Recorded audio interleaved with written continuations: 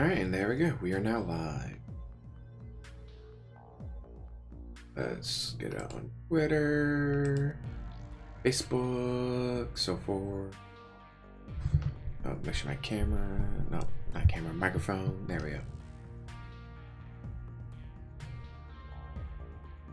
A couple more minutes and we'll start. I say I want to start at about 2:30, so start the stream a little early, take the time to send out all the, to LinkedIn and stuff like that. This opening music's not bad. I screw it, share it to Tumblr as well. I've never actually been to my Tumblr page, but uh-oh. And it won't let me do it. That's why I don't use you, Tumblr. You suck.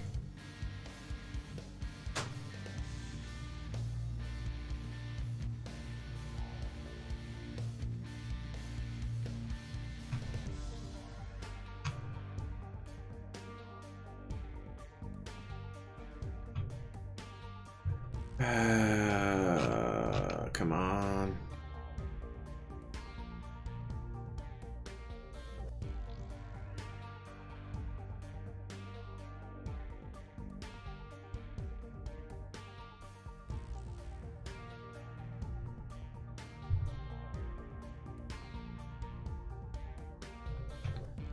Come on, 2:30. And because this game runs in a window, I can see the live chat. Yay!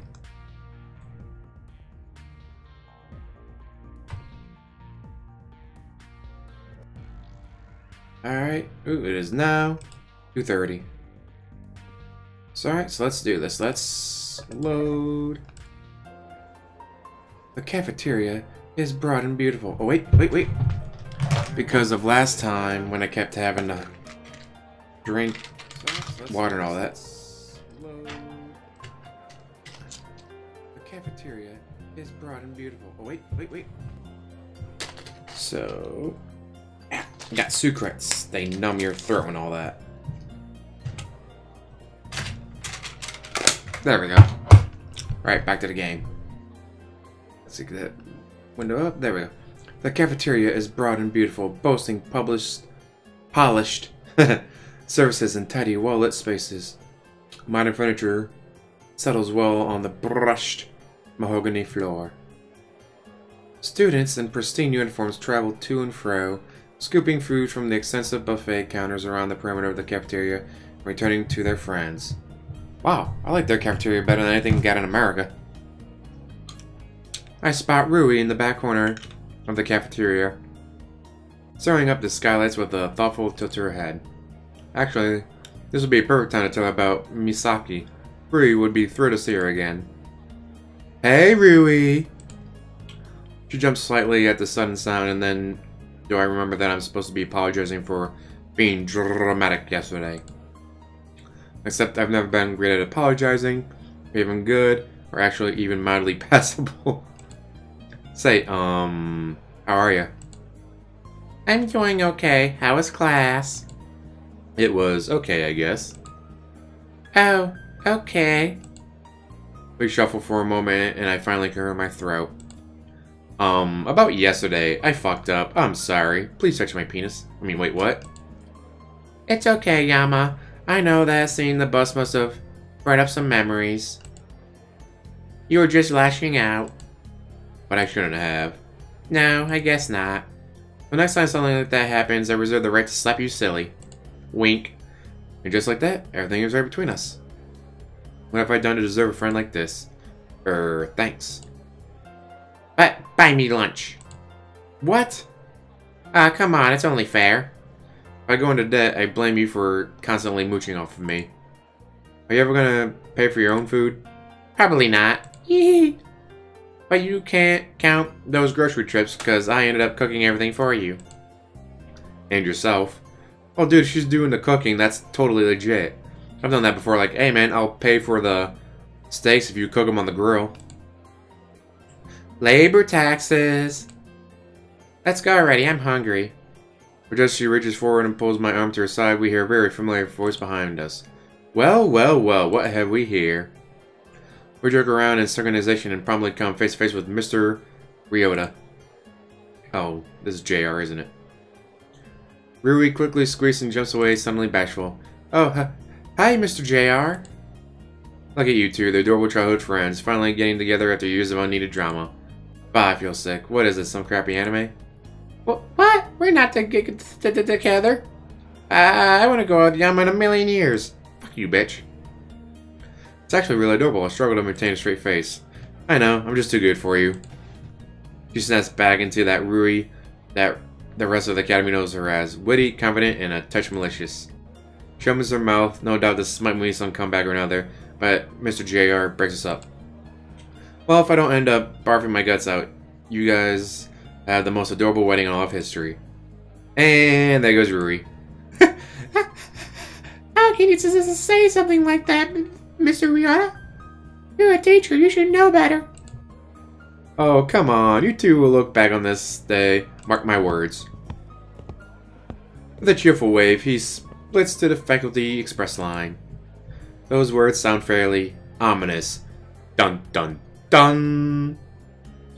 I can already imagine all the embarrassing stories he'd liberally share with the other wedding guests. We'd probably have so many people rolling in the aisles from laughter that Rui wouldn't even be able to walk properly. What am I even thinking about? Wedding? Rui? Ah, Mr. Ryota is being his usual self, I see. Yep. Now he's got me thinking about, nope, not going there. Maybe now would be a good time to switch topic. Alright, I even have a little perfect material. Hey, Rui, you're not gonna believe this, but I saw Miki today. Rui's face cuts to complete blankness in the space of a millisecond. It is really shocking news. Maybe I should have eased it a bit. She ended up transferring to this school, and we coincidentally wound up in the same class. Dead silence. I finally start to feel a prick of apprehension. We can have together again. We can. Did you talk to her? What? Of course, it's Miki. Rui. Oh, wrong one. Rui, what's wrong? Aren't you happy? Well, no, I'm not. As far as I'm concerned, she has nothing to do with either of us anymore. Don't you remember? We were kids who held a stupid grudge for something beyond our control. Come on, we're older than that now. Oh, are we? She didn't really apologize, did she? Well, pause for a moment. Rui's expression immediately darkens. I see that she didn't, and I know why. Because she wasn't there to see you fall apart. I don't think you remember, Yama, but you were in a really bad place after she left. Even to the point where, I mean, you know. Well, that wasn't because of Misaki. I mean, yeah, but she triggered the whole thing. It's just, when I think about it, I get mad at her. Really mad. Duh. So it's probably best for both her and me if she stays away. So, you're not gonna be friends again? That's so baffling that I can't help but stutter. In my mind, we'd always been a package deal. Me, Rui, Misaki. It was either all or nothing. I mean, you're your own person, so you should hang out with whoever you want. But I can't be buddy-buddy with Misaki until she realizes what she's done. I never thought Rui, of all people, would be irrational. How bad had I been, exactly? I'd never seen Rui so upset. At least not in a really long time. I'm gonna stop doing her voice because that's starting to get annoying, especially with the sucre in my mouth. Sorry to be a downer. Why don't we just grab some lunch? How about you go on ahead? I need to talk to Mr. Ryota. Okay. Surprisingly, she doesn't ask me any more questions. She heads to the lunch line without a word. Maybe she also feels right inside like something has been lost forever. I shake these thoughts and immediately locate Mr. Ryota, who's just popped out of the faculty line and conveniently enough is heading in my direction. Hey! He watches our separation with an eyebrow raised to his hairline. Oh, are the newlyweds already running into trouble? I ignore this. Good timing, Mr. Ryota. I wanted to ask you something. If the question is whether to officially ask Rui out, the answer is yes. What? No, that's not the question. Oh, really? That's a bit boring. Rui and I aren't, you know, whatever. Never mind. I was wondering what it means when you see someone you haven't seen in forever, you thought disappeared off the planet. It's exactly what you said. Your life actually is a crappy anime. I never said that. Oh, you didn't? Mr. Ryota. Sorry, can't help it. Now who's this person you haven't seen in forever? She just transferred into my class. This morning, Rui, her, me, we were really close when we were little, back in hometown Seto. Transfer student, childhood friend. Don't even think about it. Too late. My life is not a crappy anime. It's not. You're right, it's a really crappy anime. So what's the problem? Well, I talked with her and I think we'll be friends again, but Rui is jealous? What? No. What is this? Junior high? Sorry, I'll shut up. See, when Misaki, that's a transfer student, left, she accidentally triggered a giant depressive state that basically left me in the dumps for a year. I don't remember much about it, to be honest. Rui claims it was bad. Yama, when can you come to my office today? I want to listen properly to you. The cafeteria is not exactly an ideal environment. Well, I guess that Mr. Ryota got hired into his job for an actual reason. Okay. Guess we'll drop by after school? Or during, really. Either way works. Now after lunch, you gotta eat before the bell rings. Young, growing boys need all the nutrition they can get. He can't sound like the wise, all-knowing teacher when he just implied it was fine for me to ditch school. See you later, Mr. Ryota. He only responds with a casual wave before he saunters over to the nearest table, chatting easily with a group of students. I snag a plate of food and search for Rui, but she's nowhere in sight. Guess that conversation took a little longer than originally intended. I quickly scarf my food down and return to the classroom. Should we scarf down my food? Screw you. Alright class, let's take secondary row before we head to the courtyard. What? We have more PE? The teacher's halfway through rolling her eyes before she catches herself. That's not a good example to roll your eyes in front of your students. No, Yahiko. Today's career day, as has been announced over the PA for the past 3 days. Afternoon classes are canceled so that third years may explore possible future occupation with specialists. Oh, right. Totally knew that. Questions of the future. Writing prompt about our dream job, not career day. I think I'm sensing a pattern here. We're already running a little late, so let's make this quick. Anyone missing? Nope. Okay. I think he's right, ma'am. Everyone's here. Everyone except Misaki, who apparently is at her job. Time to do some not-so-subtle recon. Teacher, where's that girl, the one sitting by the window? Teacher waves her hand dismissively. Special circumstances. Anyone else? I find myself a field of curiosity. Special circumstances? What kind of circumstances could warrant such an offhand dismissal from the teacher? I thought most teachers loathe making exceptions for mandatory events. Just what could Misaki's job be? Hitman. In this case, hitwoman, I'm guessing. As the teacher continues to survey the classroom, I feel a nudge against my arm. I'm surprised you brought it up. What? Usually you wouldn't say anything even if you noticed. You would have thought it too much trouble. Words are remarkably neutral. It's awkward, it feels like a trap. It's a trap! I think you should stop pretending like you actually know me, or that you have a brain. You're insufferable. Storms back to the back of the room in a huff. I'm insufferable? She's done far, far worse and she's still judging me. Wench. What a hypocrite. Alright, looks like everyone else is here. To the courtyard. Destiny awaits. What about Destiny 2? There are more than a few rolled eyes. Damn it, stop hitting that button! But everyone obediently files out of the classroom. Our class pours into the courtyard, which currently resembles a crowded street market. Columns of booths are set in orderly lines, each attempting to outshine the other with progressively more outrageous signage and progressively louder music. I wonder if they got a booth for my future job. Playboy billionaire? Kinda think of it, in all the 203 times he's talked about his dream, he's never once mentioned his future job. There's some things he'll own. Oh, what might that be? Isn't it obvious? Am I stunning good looks and all? Cocaine dealer? So, a trash can? Is that even a job? Of course it's a job. Oh well, no, I want to be a model. That's ridiculous. Wait, it's not as silly as it seems. I mean, isn't that how he just believed that being a trash can was a profession? He can't have a job that requires him to think. He also can't have a job that requires social interactions. He just repel people instead of attracting them. Those are two biggest flaws. And modeling doesn't need either. Either, whatever. As for his looks, I hate to admit it, but he's not so bad looking. He'd probably be able to land himself a girlfriend if he could just keep quiet. It almost sounds like a serious plan. Yahiko, my friend, I'm glad you finally realized the cruel truth. What are you talking about? I'm just saying that's a good idea, especially coming from you. Isn't it? Once I become famous, the entire world will be able to witness my magnificence. I'll be on TV, the internet, advertising blimps, basically everywhere. On second thought, maybe it's a terrible idea. Well, if you don't mind me, I'm off to go meet my destiny. And with that, he skips off in the crowd, leaving me awkwardly leaning against the wall like some kind of delinquent. I'm not really sure what to do. I'll be wasting my time if I look around, but I'll be wasting my time if I stay here. What? A conundrum. You! There! I turned to the source of the voice, a man in a medical coat, standing in front of a booth boasting the holographic sign, Way Forward Pharmaceuticals Hospital Division. Hunch. I'm guessing he's a doctor. Are you interested in becoming a doctor? Bodies? Open wounds? Yeah, no. Sorry, I don't think I could deal with the pressure of being a doctor. That's what you're worried about, then don't worry, I'm a heart surgeon and I get an entire team of people helping me during the operations. Well, if I have people helping me... Still... Wait, what? Oh god, this will be great. Scalpel... Nah. What do you mean? Nah. I thought I was supposed to do all the cutting this time. That doesn't matter. It sure does. I see what's going on here, man. You want to take all the credit? Well, guess what? That ain't happening. What are you talking about? I'm the doctor here.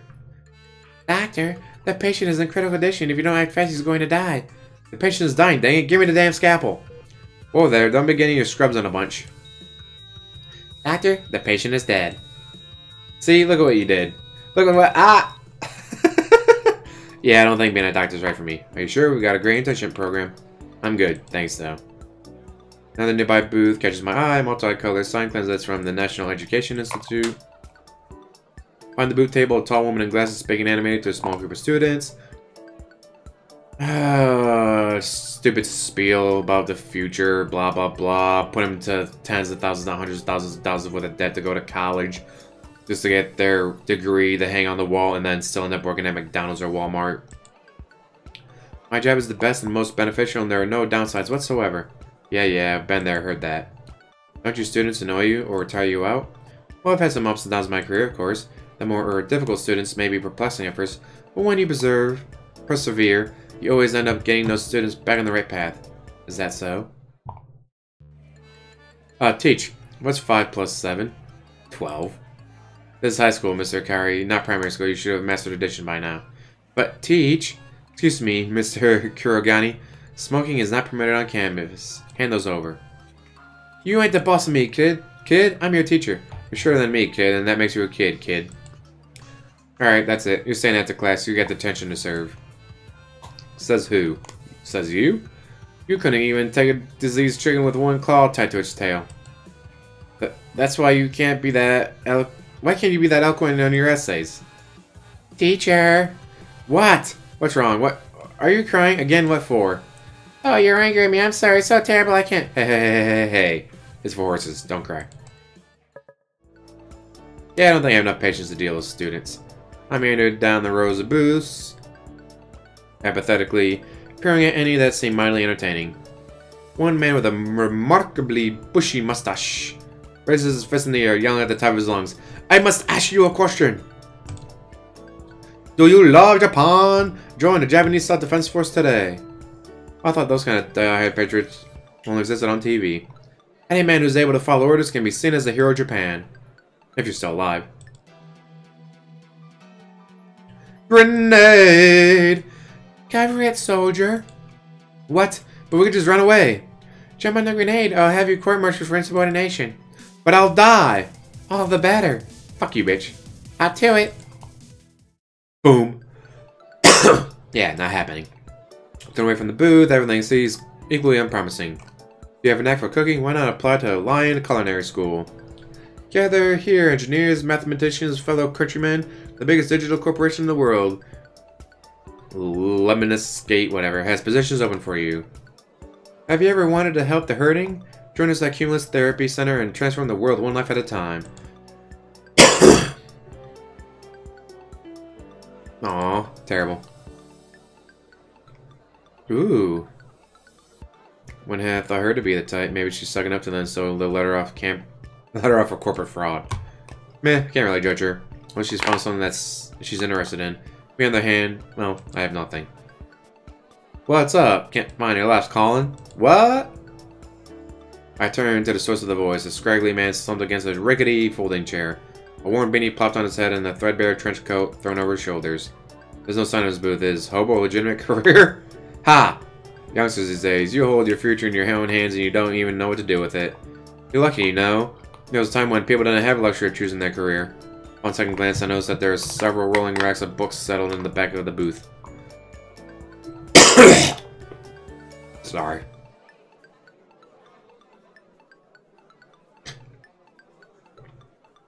Oh man, I almost choked on the Sucrat. There doesn't seem to be any rhyme or reason to their genre: science fiction, mystery, fantasy, young adult. They're all under the same name. Are you a writer? He smiles when I ask him this. Heh, what? Surprise? You'd think I was an adventurer? Globetrotter? A homeless guy, actually. He goes back his head and laughs. You've got life. I can't wait to read your stories. I don't think that being a writer would fit me. Oh, somebody help me. Whatever shall I do? Fear not, generic damsel in distress. I'm the hero. I lost the previous battle, so this is the heroic rematch where I'm guaranteed to win. How fortunate. After you win this final battle, I shall bestow you with an obligatory smooch of victory. Hey, you can't just ignore the villain. I got your girl, Yama. Oh, spare us your evil gloating. It'll only lead to your downfall.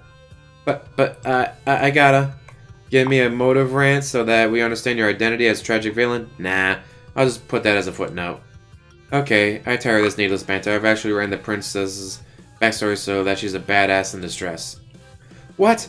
But you didn't even foreshadow that. Too bad, I need to move the plot forward. Hey! No! Yeah, I don't think I can come up with the original material. That's why you just rip off her life, you know? Thanks, but no thanks. He shrugs sympathetically as I walk away.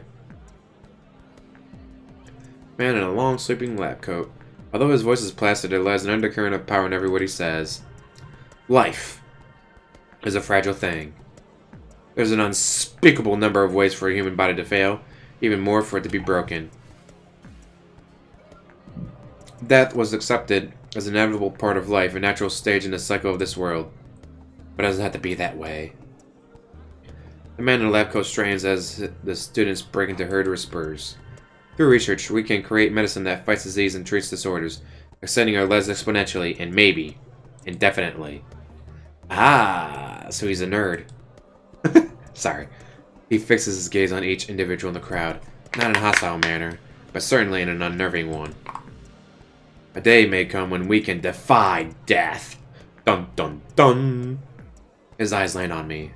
The intelligent arc of his brow, commanding line of his jaws shift slightly as he examines me. I feel frozen beneath his piercing gaze. It isn't exactly uncomfortable, just strange. Eventually, he turns away, adjusting the golden glasses that are settled on the bridge of his nose. If you seek to make a lasting influence on the world, join us at Way Forward Pharmaceuticals in the Research Division. Together, we can accomplish the impossible and prevent the inevitable. A crowd of students break into applause, their faces agape in wonder. I can only scoff. No one can defy death. Anyone who thinks otherwise is just delusional. As I turn away from the Way Forward booth, the PA hums to life. Attention students. Mayor Inori will be speaking at the center stage in 5 minutes. Students around me gasp audibly, break into frantic whispers. Mayor Inori? Here? In person? Our school's important, you know. Why wouldn't he come? Come on, let's get a good spot. I follow the massive throng of students gathering around the courtyard center stage. Sure enough, Masaru Inori, the ever-popular mayor of Isamu, is in the flesh. He gives the students a cordial wave from behind an impenetrable line of security guards. You know, back in my day, when dinosaurs roamed the earth. Liz starts to laugh from the crowd. We always ditched career day. We'd pop over to GFC. You should have seen it before it was renovated. And stuff ourselves on wings. There's only double S's at the time. Shows you how far we've come as society, eh? Crowd chuckles again. Among them I catch the distinct tint of Elizabeth's giggle. As usual, she's eagerly jotting down notes on her phone, hanging on to the mayor's every word. The brunette girl who's always around Elizabeth is also next to her. Surprisingly, she seems eagerly engrossed in the speech. And yes, I hated career day. Thought it was a waste of time. Thought that they were restraining me at the time. What I wanted to do was explore myself, who I was, who I wanted to be. Later, I realized that I was thinking about career day in a completely wrong way. It wasn't about deciding my future, it was about exploring possibilities. He allows a moment of thoughtful silence before he continues. Truth is, you'll probably change careers multiple times in your life. In fact, The average number of job changes is estimated to be 15 times. You could be in med school all your life, but have experience in construction, woodworking, design, architecture, statistics, engineering. Maybe even ostrich babysitting or bicycle fishing. Elizabeth smiles into her hand as the students laugh like a perfectly timed track. But as vast the future is, you know what you don't want to do. You don't want to be hurt. You don't want to go each day full of insecurities, doubts, fears. You don't want to be lied to or backstabbed or treated like a fake. I won't lie to you, it's a nasty world out there. But I think we can all agree that, regardless of who we are or where we're from, we each have an important part to play in the safety of our country. So go on, explore! You guys are bright. And hey, you guys are in the better spot than I was. I thought I'd like nothing more than to become an anthropologist. Not that I even knew what that meant at the time, it just sounded cool. Yay! ¿Cómo estás, El? Yay! I quickly shuffle away from the crowd before the noise overwhelms me. I don't want to be like this guy. Heck, I don't want to be like any politician. But he seems to be less evil than the others I've seen. As far as you know. Furthermore, he made a good speech. He came across intelligent but genuine, two major opposites of politics. Maybe I'll vote for in this re-election. Maybe. Hello, stranger. Oh? Hey, Mickey! I promptly stopped in my tracks, finally taking in what she's wearing. Well, you're dressed up. Which is putting it lightly. She's draped in a silken kimono. The ripples around her like wada. Hair inset with a minimalistic ribbon and crystal pin. She's a prostitute. She could own the red carpet or even a throne with that outfit. Pretty, my mind supplies unhelpfully. I quickly grind that part of my mind to dust. That's all you have to say? Well, what are you expecting? Poetry? Oh, dearest, you liken yourself to starlight, with eyes like the moon and a mouth like the purest golden flame the sun did see. She promptly slaps me on the back. Very funny, Shakespeare, too. Although I am impressed, your citation was pretty decent. I feel like she's insulting me, but genuinely seems shocked. So, what brings you here? Do you want to become a model? A what? I don't need to be embarrassed. Male models are hardly anything new. However, they do tend to be physically fit. Do you happen to have a six-pack? I'll pretend I heard none of that. Makes you think I would ever want to be a model. You're standing by my company's booth. We are a modeling company. Ah, alright. Surprised, I cast a quick glance behind her. Sure enough, a large banner reads, Lotus Modeling above a tent with striking photo spreads. Hence the kimono, I assume. You assume correctly. So where's Rui? I haven't seen her all day. That awkward moment when... really? That's funny. She attends at school, right? What? Of course she does. So you've seen her today? Well, yeah. You didn't tell her about me? Hello, social drama, I missed you. Not. How can I word this delicately, or better yet, avoid it completely? You should probably get back to your job. I have my eye on you, Yama. Do you really think I can't tell when you're lying? I believe in my ability to run away. Always the same, I see. I made a mental note to harass you about it later. Until then, Yama. She folds back to her booth, greeting any curious glances with an effortless smile. A model. Her job is modeling. Somehow, I find that a little underwhelming. I almost expected to be involved in something drastic like Secret Service or film industry, or even the Olympics. But modeling, where you pose and change and smile for hours and hours? Adventurous, stubborn Mickey? Doesn't seem to fit her. But why male models? Yes! Please tell me they're gonna have a reference to Zoolander. But why male models? I just explained why male models! Okay, I'm easily amused. Whatever. Guess it's none of my business anyway. It's time to see Mr. Ryota. Dun dun dun dun dun dun. This time, he opens the door as soon as I knock. I must have caught him at a good time. Hey, Ishimoto. We've been expecting you. He cackles maniacally. And tests his fingertips together. Excellent. You should have turned in your chair while stroking a cat. Bah! Everyone's a critic. Would you have rather been left standing outside in the cold? Outside, I'd be in the hallway. You seem awfully eager to prove your mentor wrong, boy. Well, whether I prove it or not, it's still wrong, right? Ah, yes, but that would never fly in a court of law, you see. Imagine it. I declare the defendant guilty, because from a metaphysical standpoint, it is true even if we have no... whatever the f that is, link of knowing so. I just lost you.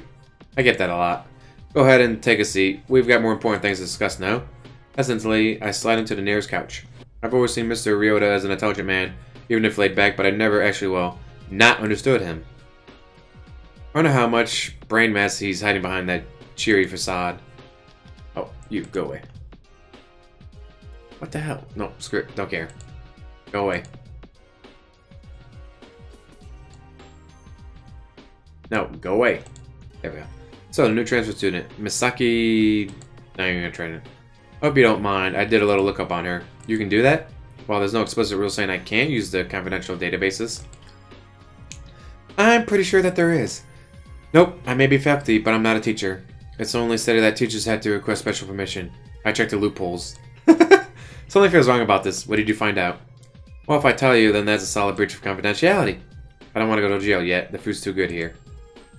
Mr. Ryota, I really worry about you sometimes. And this is me talking. So instead, I'd like to hear your thoughts on the matter, Yama. How did you do to me, and you mentioned that she left? Yeah. Close my eyes, letting the ever-constant hum of the air conditioner calm my nerves. Then I start talking. It's practically subconscious. My mouth dutifully repeats the train of thought running through my mind. Everything is calm, clear, slow. Therapy, something that I've gotten used to over the years. So I easily turn my brain to the topic of interest. Misaki, last name. I had met her when I was young. Not too young. A baby still forming through patterns and ideas in the world, but young enough to be highly impressionable. It had been on a day when I thought nothing could make me smile. Not the vibrant lanterns between the roofs of multicolored booths, not the festive rhythm of the taiko, whatever. Drummers urging on the parade of light-bearing dancers. Not the stands in which a variety of nutritionally questionable foods were being served. Not even Rui. Rui, who dragged me out of the house despite my best efforts to stay miserable. It was only around an hour into the festival, but I was ready to go. When Rui went to the bathroom, I seriously considered ditching her and going back to my room. Apparently, I was scowling, deeply at that. I didn't know it until a passing girl suddenly stopped in front of me. Annoying girl. Does your face always look like that?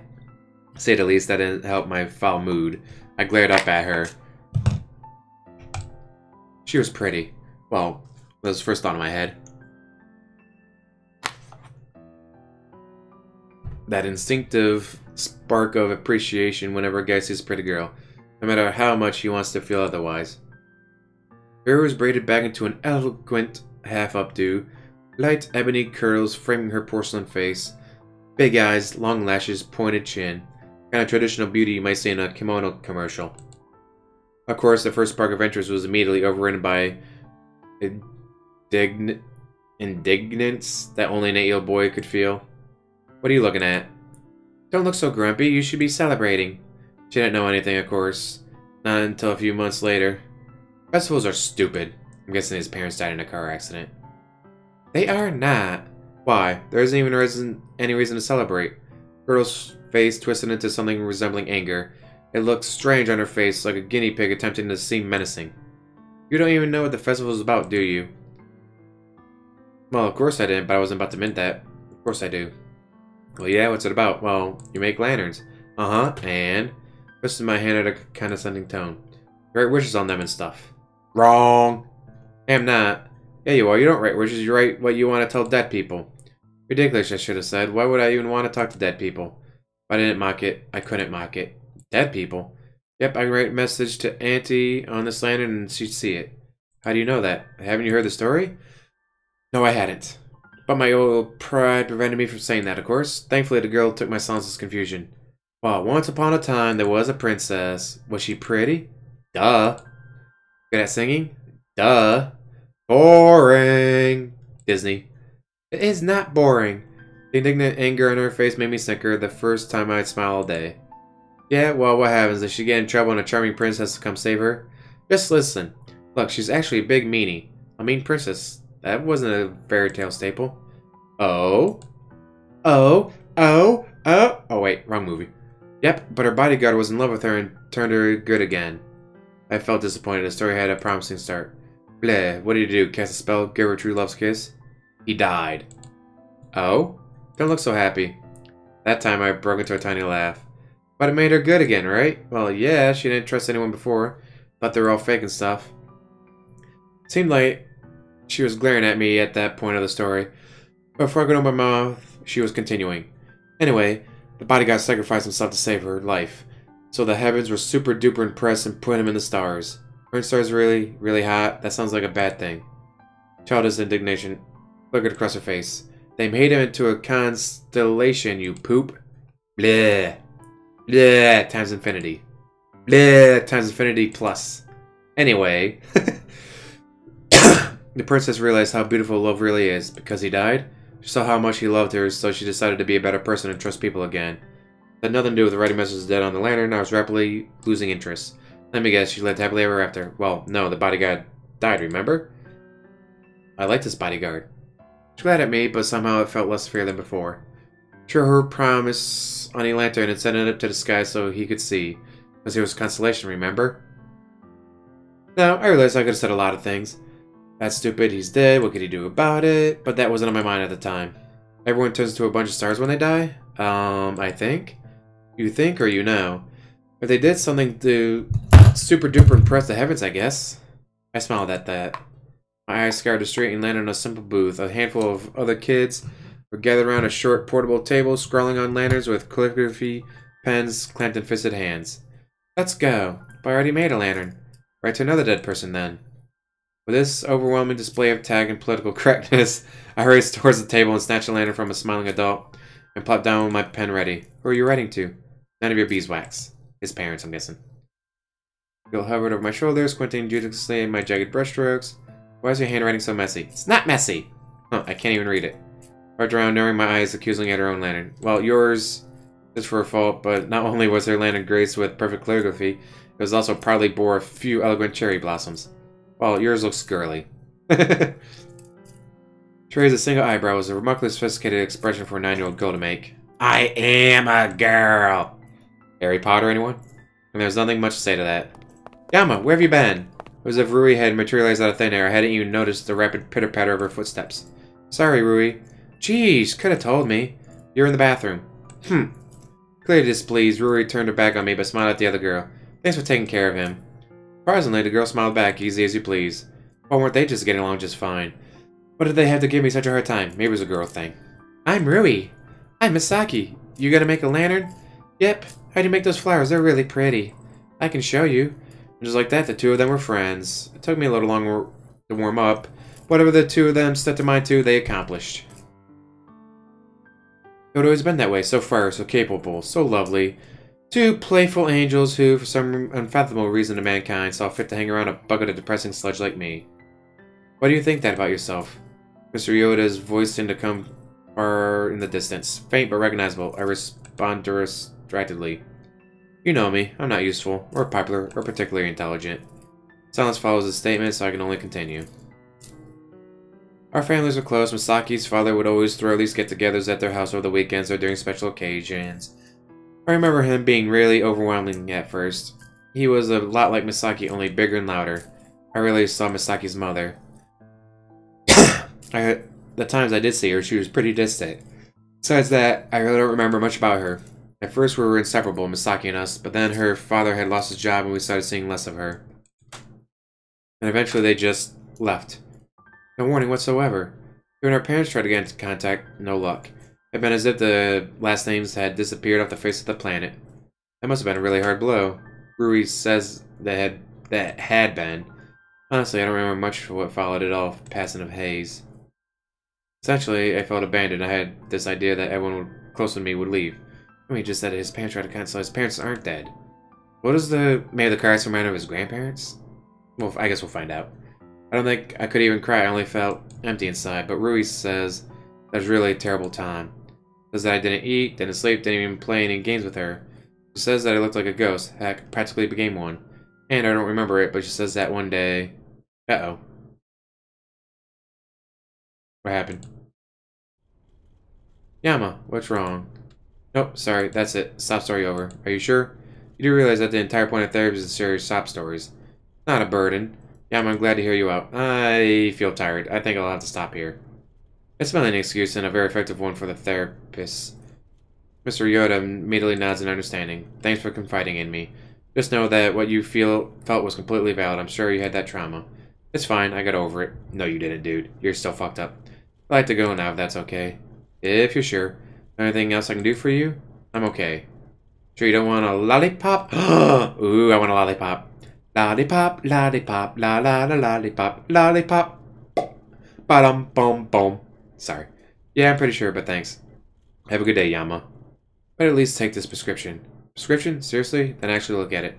One bucket of ice cream to be eating guilt-free. Oh. As far as the administration knows, this is totally legitimate treatment. Ice cream is one of the core groups in the food pyramid, you know. Actually pulls a genuine laugh out of me. Thanks, Mr. Ryota, and thanks for listening. Anytime. What time is it? Yeah, I got time. I exit Mr. Ryota's office in a considerable better mood than when I entered it.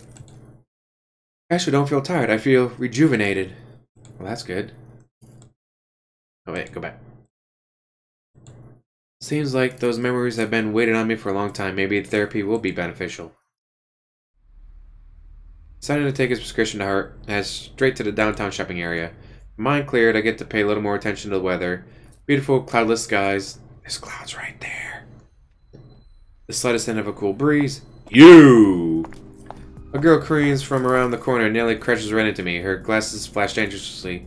She tips her newsboy cap over her forehead, studying me with an intensity that could only rival an electronic microscope. Moi? It's all I can manage to say at the eccentric sight. Yes, you. An idyllic, unlettered civilian. Perfect. A hint of a smile tugs at her lips. For what must have been the 100th time today, I feel a keen sense of impending doom. Respond to my questions with either yay or nay. Do not deviate. Do not invent. And for the sake of both of our sanities, do not dawdle. First, am I correct assuming that you're an academy student? You must have the wrong person. I've never seen you before. How can you judge the purpose behind this encounter without knowing the criteria I have set in my approach? I am not mistaken. You are my target. It doesn't take a genius to sense that this girl means trouble. I decide to conveniently ignore her and step around her. She only steps with me, blocking my path. Again. Oh great, I can sense where this is going. Shove her into the road. As I'm... whatever. Subject demonstrates a remarkable inability to utilize basic cognitive functions. Talk about uncalled for. Abusive words over the complicated language. She clearly has a few screws loose. Maybe I should call the hospital, see if they have a runaway mental patient. But she's not wearing any hospital clothes. But kid. Really, kid? I don't know what your problem is, but... Kid? The pleasantly cool air suddenly develops a rather harsh chill. Must be one of those phases. There's another 14-year-old expecting to be treated with the dignity of a grandmother. Albeit a 14-year-old who apparently memorized the dictionary. Well, whatever you are, generally speaking, it's pretty rude to just run up to some random stranger and insult them. Truly, your idiocy has risen to a level beyond which I had previously surmised. She immediately digs into her pocket and flashes something in front of my face. Shiguri Enomoto, freelance detective. Legally certified to inspect crime scenes, obtain private files, and if necessary, interrogate unduly inquisitive citizens with the observationalist finesse of a blind bat. And you shall note that I am 26 years of age. Wait, what? You're 26? Unless you presume to decide that you are deaf as well as dumb, I suggest. But you're so short. Well, I should strongly prefer to be short of stature than short of cerebral matter, as seems to be your tendency. Ouch! Not a bad blow. But wait, if you're a freelance detective, does that mean that this is interrogation and I'm a suspect? If I have to go to the police station, do I get excused for absence from class?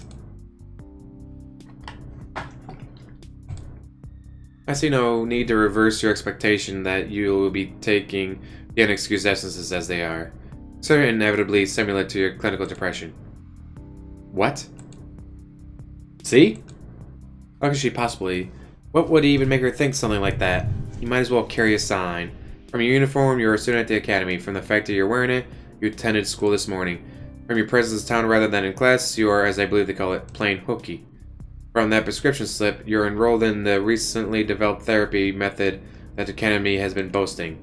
From your fairly normal physicality and social skills, your problem is most likely clinical depression or something like high-functioning autism.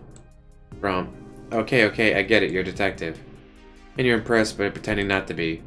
It is pretty impressive. The observations themselves might seem like a common sense, but a person who can actually synthesize them is a rare find.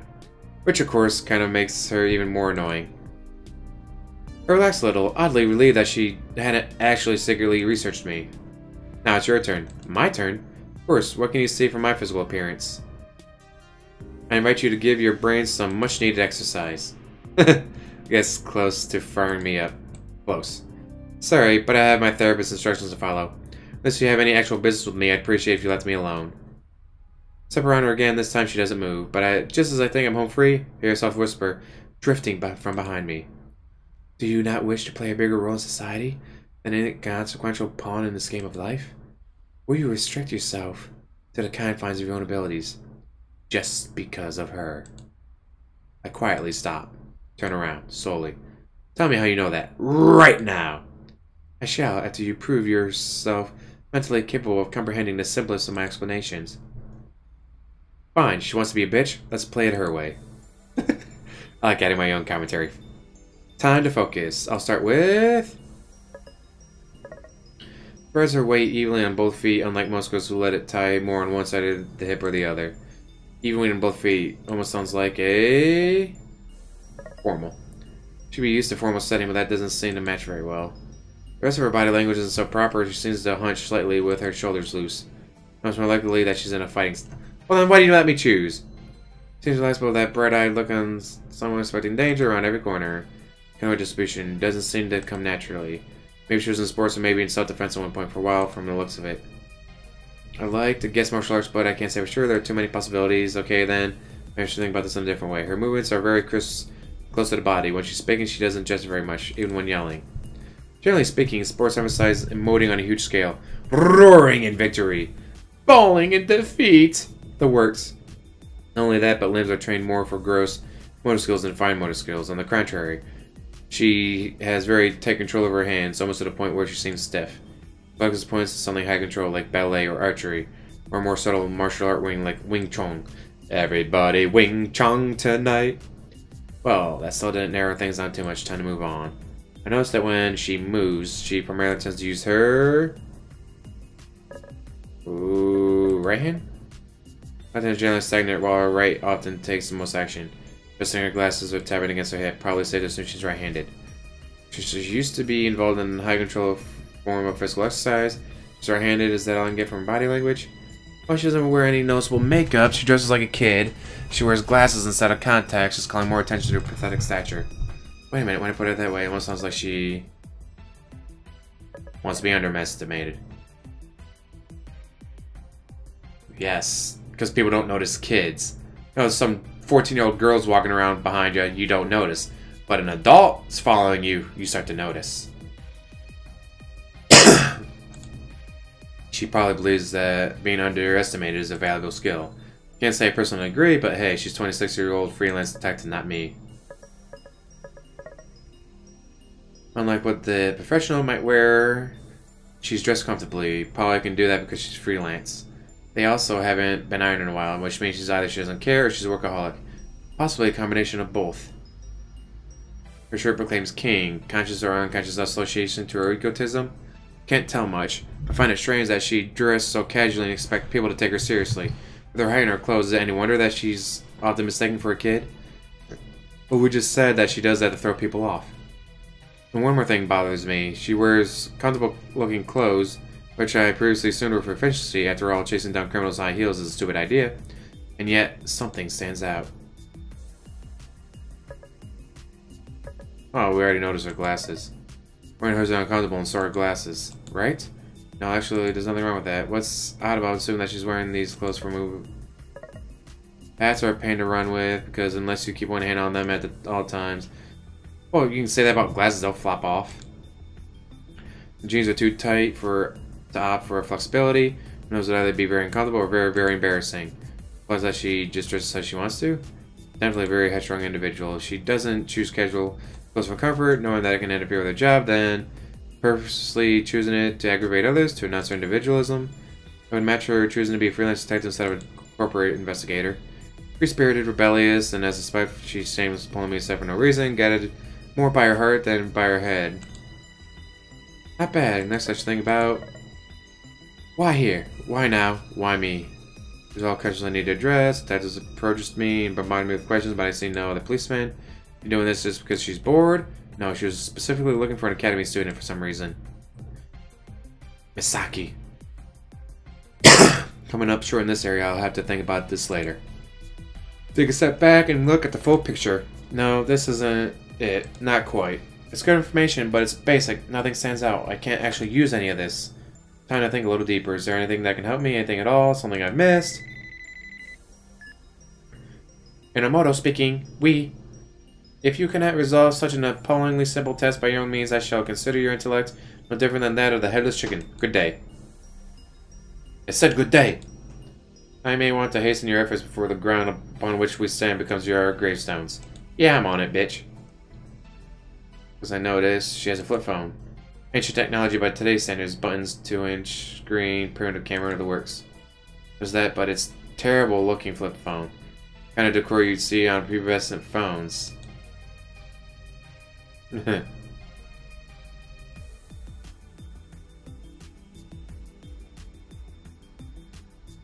Either she's not really a detective, she's actually a kid, just fucking with us. But then again, it could be a burner phone. No, a cheap-ass phone is like, oh no, I got into a fight with someone and it broke, oh well.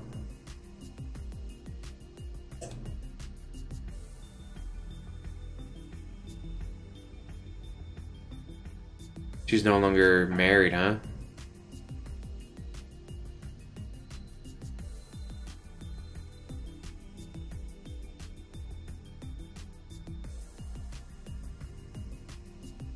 A long time ago. Or he died. Although I guess well, maybe like one thought is he died and she was so traumatized by like she couldn't keep the ring on, so like she couldn't have that reminder.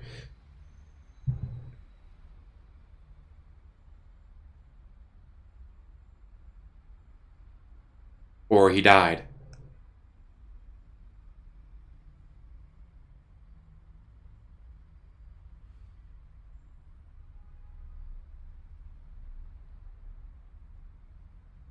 He died.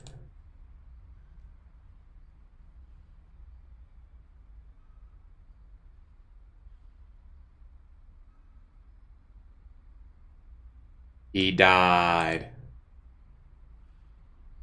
Called it.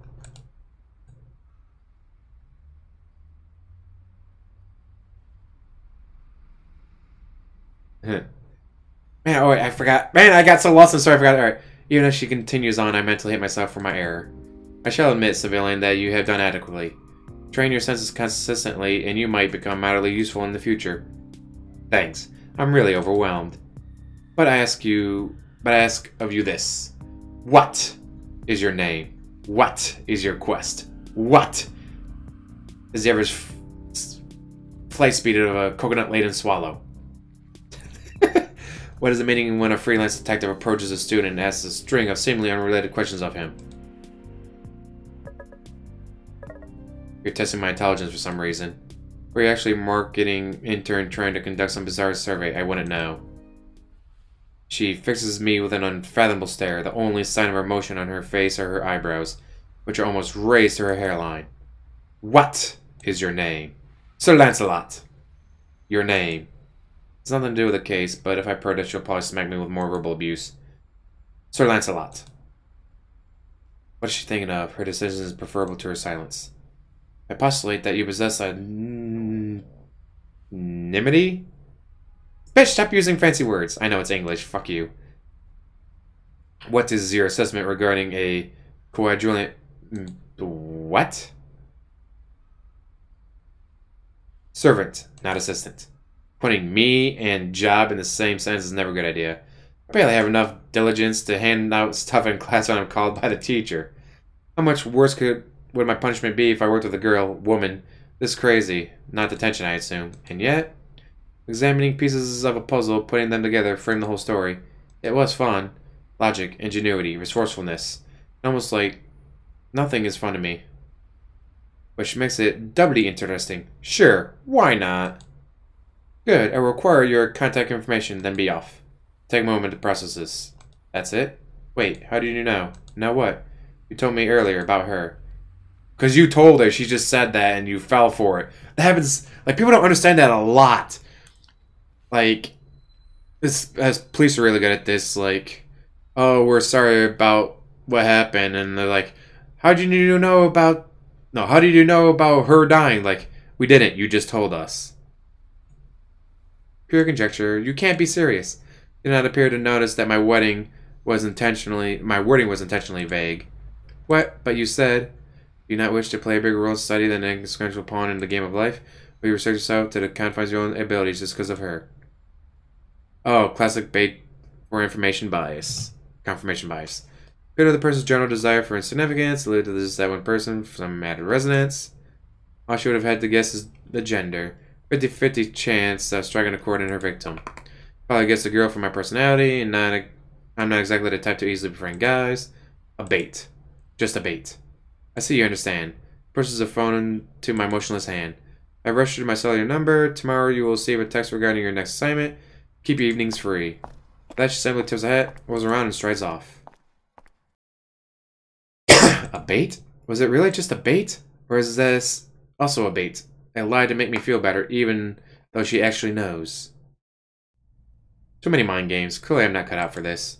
Wait, what did I just accept? Was she serious? Am I actually her errand boy? What did I just get myself into?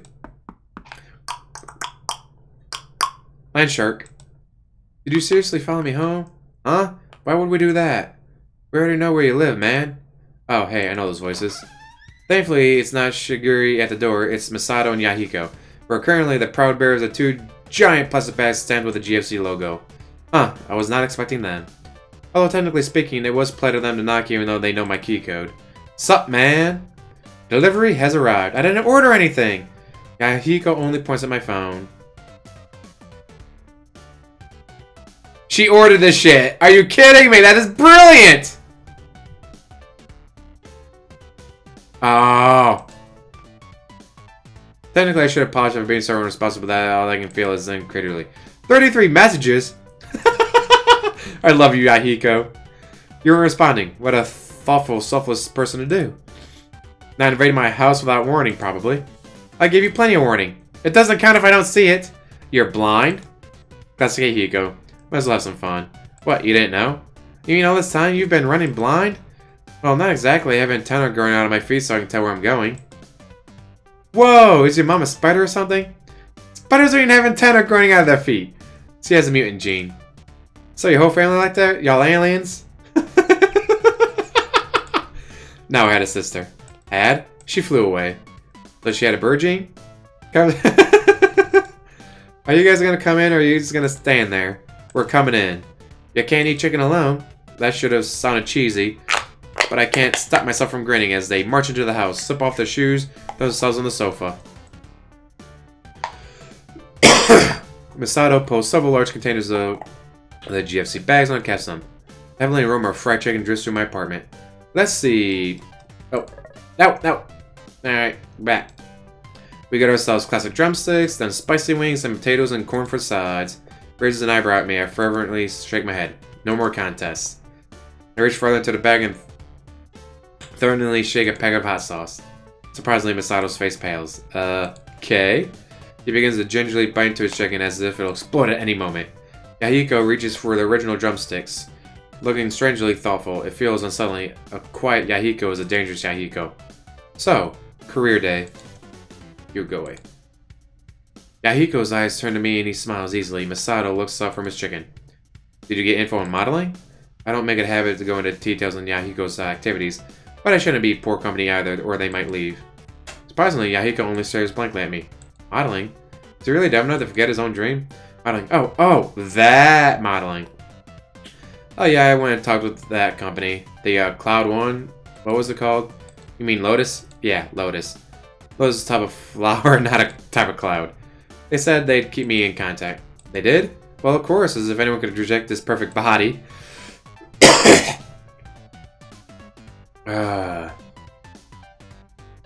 Ooh.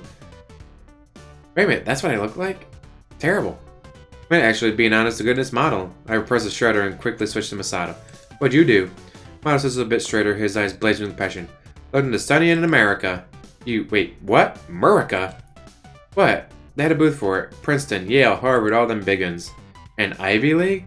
Not only does Masato want to study America, he wants to attend an Ivy League? Well, honestly, I suppose that's not unattainable. Despite all our appearances, Masato actually has the highest grade in our year, save for Elizabeth.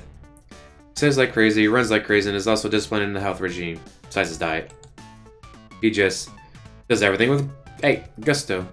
In fact, sometimes I wonder why we're so friends. Usually people try overly hard to annoy me, like Elizabeth. But Masato, maybe it's because he's clueless 99% of the time, but I can't find it in me to be annoyed at him. So, an Ivy League, huh? Ain't that right? I'm gonna smoke everyone else. Thought you were going for the Olympics or something. Hell no, ain't my thing. It does make me curious, why would he be so passionate about track if he wasn't planning on pursuing it as a career? I guess it'll definitely help him get into an Ivy League. Get on the track team, hey. Huh? Yahiko is peering into the GFC buckets, which are suddenly empty. It's all gone, except one. Slowly dramatically, he reaches into the bucket and raises one single chicken leg into the air. Oh, thanks, man. Sticks his hand out expectantly, but Sato only shakes his head, dangerous gleam in his eye. You gotta fight to win in life, man. You reverently hoist the chicken leg upward like a certain baboon did to a certain lion cub in a copyrighted movie. Ha ha ha. We gotta play a game for it. How about a little something from my childhood? Yahiko's face twitches in trepidation. I don't know, dude. Pansying out, maybe?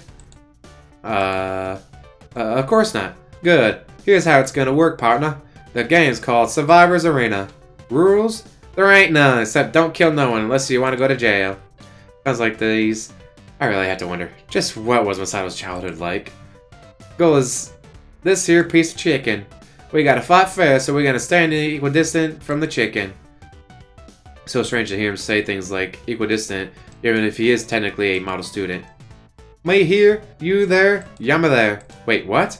Whoa, whoa, whoa, whoa, whoa, whoa. Leave me out of this, I'm fine without the chicken. Ain't about no destination, man, it's about the journey. That actually kind of makes sense. Regardless, I'm not so crazy about fried chicken that I'll fight over it. I'll pass, guys. You're ditching me? Yeah, ain't no competition without a proper enemy. You have Yahiko. I can't race against Masato alone. And he ain't been my arch-rival for 8 reincarnations. Tell you what. 8 what? Do we want to know? Let out an exaggerated sigh and pull myself up. Fine, why not? Awesome. You ready? Masato tenderly places the chicken leg inside the bucket. The action seems more appropriate for placing an innocent child into its crib, and not the meat of an animal we're about to fight over like starving cavemen. He then measures the distance so that he is also equidistant from the chicken. Masato is nothing if not fair about his contests.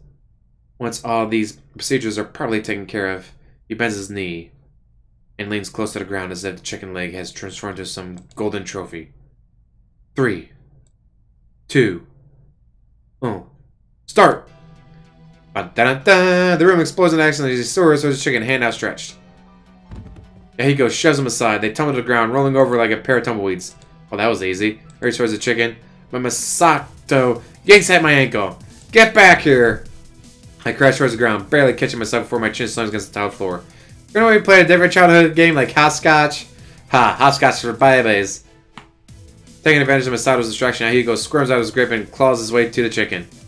Before I realize what I'm doing, my hand shoots out and I've gripped him around his waist. Masato seizes this opportunity and releases me, dashing towards the chicken. In uncanny synchronization, Yahiko and I leap to our feet and tackle him to the ground. His hands lurch forward to catch himself, but our combined weight is too much. His face... Ooh!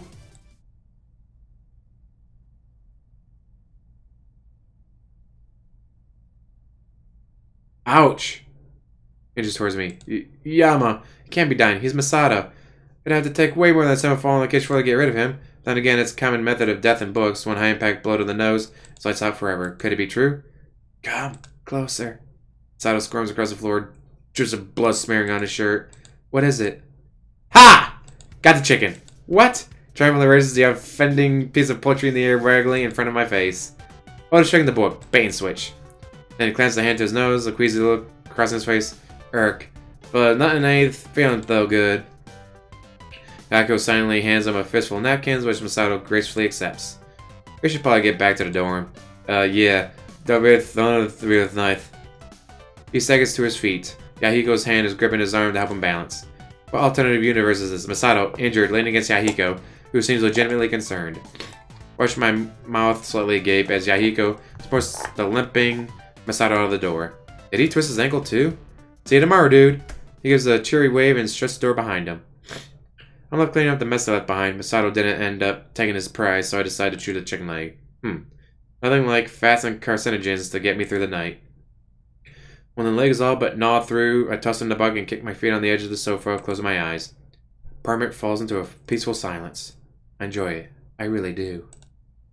Empty space, the room for my thoughts, the gentle weight of my own presence, and nothing more.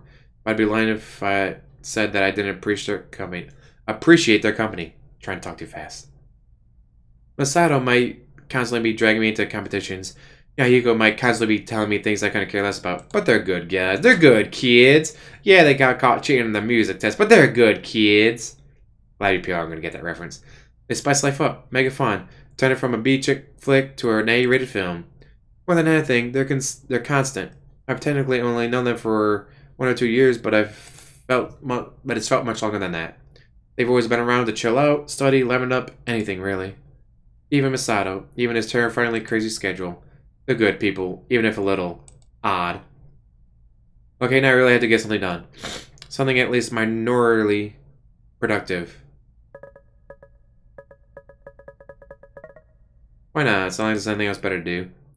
Push on the computer, settle back, and watch the chaos unfold on my screen. A fully green screen Grand Canyon, the wind bellowing at his back as the sun sets over the horizon. As I'm double checking the player to make sure that I haven't somehow skipped to the end of the video, a rambunctious crush painfully rockets through my eardrums. Who goes there? Turn my attention back to the screen. A form of scrambles from a piling steaming metal with a shoddy paint job and reminiscent of a bad cosplay. The form is specifically a masked teen in sequin suit with an antenna headband clamped over his aluminum foil helmet. Is he supposed to be an alien? Is that a spaceship? I am Captain Acosta, come to claim the, how you say, Recursos Naturals of this planet. Recursos Naturals? Are you Hispanic? Hablas Tornadoes? I'm sorry. Hola, my llama's name is James. Eat you? That's about all the Spanish I know. Also know greasy ass poor favors. I am an alien from outer space. You're an alien, alright, but you sure ain't from outer space. You pay for this, evil senor. You're the one paying, it'll be American taxes. Go over Mecca, mobilize! Oh crap. I skipped it. Oh. Evil senor should not have fought Captain Acosta. Captain Acosta slips into a ship, which magically rebuilds into something resembling a flying clay sombrero and sails into the air. Feliz Navidad, White Pespero, Ano Nueva. Have exploding taco is gift from Captain Acosta. I don't know where a taco plummets from the sky through a revolution photo of the Grand Canyon and lands in front of the president. This harmless little boom. The screen flares white, slightly delayed after the roaring sound of an explosion. When the screen returns, the president is planted to the ground, his mecha pile of steaming rubble. Hasta luego, amigo. Never cross the Mexican and his tacos. Then rather abruptly, the entire world turns into Rego bricks? Ah, Lego. What the? But you see, I am a master builder. His Rego figurine alter ego starts to spaz around the rubble like a caffeinated rodent, building his mech into a... What is that? Ay caramba, it's Diablo! Looks like some... It's crossbreeding a giant hamburger and a hot dog. Welcome to America. Land of the obese and home of the diabetics. Yes! A giant shoulder-shaped projectile shoots from the top of his new fast food mech and is right into Captain Acosta's clay UFO. Hey, de mi! Even Senor's high cholesterol is muy strong. He attempts to lob another exploding taco towards the president, but it's intercepted with another soda projectile and detonates right in front of his face. Curse your fast food chains! His vehicle spirals downward until it crashes with a note of finality into the dust below. The president, still in Rego form, leaps out of his mech, striking a dramatic pose in front of the still setting sun. Good night, America. May you sleep in peace. To be continued. Speaking to be continued, I'm probably about to start soon. As credits roll, I slump back in my chair, stupefied. Right. I don't know what else I was expecting from this kind of show, to be honest. This actually sounds pretty entertaining. Give the clock a quick check. It's only 8:45, but I don't feel like studying. Guess I might as well sleep early. Good night, world. It'll be time for another long day. And yep. Oh, wait. What's going on? Alright.